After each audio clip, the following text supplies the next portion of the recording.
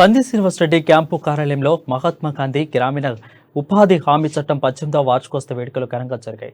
ఈ చట్టం అమల్లోకి వచ్చి 18 సంవత్సరాలు గడిచిన సందర్భంగా Adilabad Congress party assembly incharge Kandi Srinivasa Reddy 18 కిలోల భారీ కేకును కట్ చేశారు.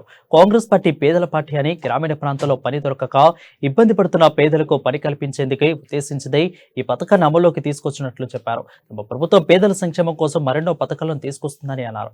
అందుకే రానున్న పార్లమెంట్ ఎన్నికల్లో కాంగ్రెస్ పార్టీ అభ్యర్థులను గెలిపించి రాహుల్ గాంధీని ప్రధానమంత్రి చేసే లక్ష్యంగా ముందుకు సాగాలని పిలుపునిచ్చారు.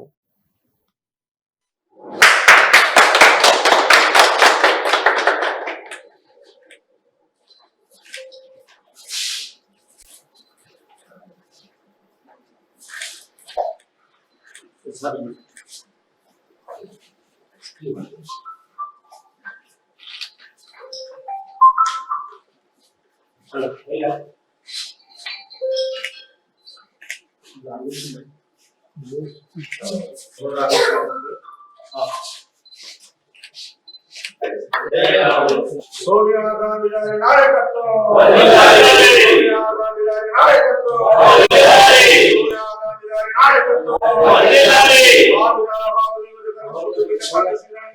నాయకత్వం మహాత్మా గాంధీ జాతీయ గ్రామీణ ఉపాధి హామీ పథకం 2005 ఆగస్టులో చట్టంగా అమలు పొంది చట్టంగా రూపొంది ఈ రోజు నాటి 18 సంవత్సరాలు పూర్తయిన సందర్భంగా గ్రామీణ ప్రాంతాలలో నిరుద్యోగ యువతకు 100 రోజుల గ్యారంటీ పనిని కల్పించాలనేటువంటి ఉద్దేశంతో ఆనాడు యూపీఏ చైర్పర్సన్ గా ఉన్నటువంటి సోనియా గాంధీ గారి నాయకత్వంలో ప్రధానమంత్రి మన్మోహన్ సింగ్ గారి ఆధ్వర్యంలో ఈ జాతీయ ఉపాధి హామీ పథకాన్ని రూపొందించడం జరిగింది.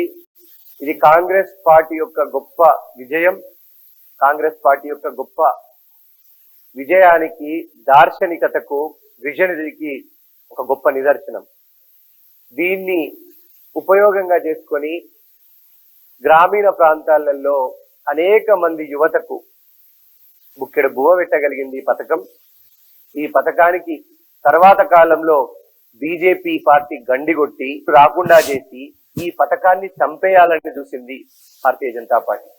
కానీ కాంగ్రెస్ పార్టీ మళ్ళీ రాబోయే పార్లమెంట్ ఎలక్షన్లలో విజయం సాధించి ఈ పథకానికి మళ్ళీ జవసత్వాల్ని కూడగట్టి ఖచ్చితంగా మళ్ళీ 100 రోజులు ఖచ్చితంగా ఉపాధి హామీ దొరికేటట్టుగా కాంగ్రెస్ పార్టీ చేస్తుంది.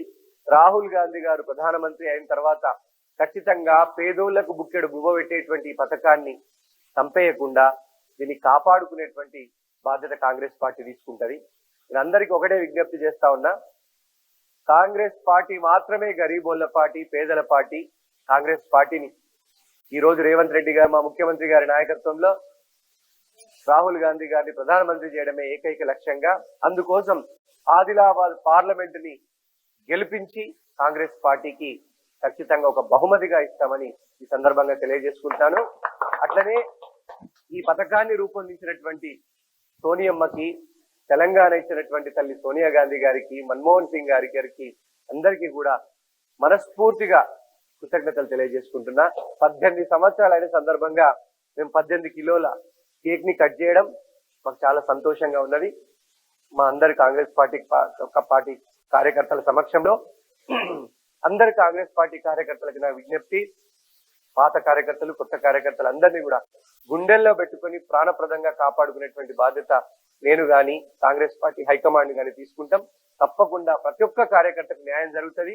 అందరూ ఓపికతో, అలాగే నిబద్ధతతో పనిచేయాలి, క్రమశిక్షణతో పనిచేయాలని మనస్ఫూర్తిగా కోరుకుంటున్నాను.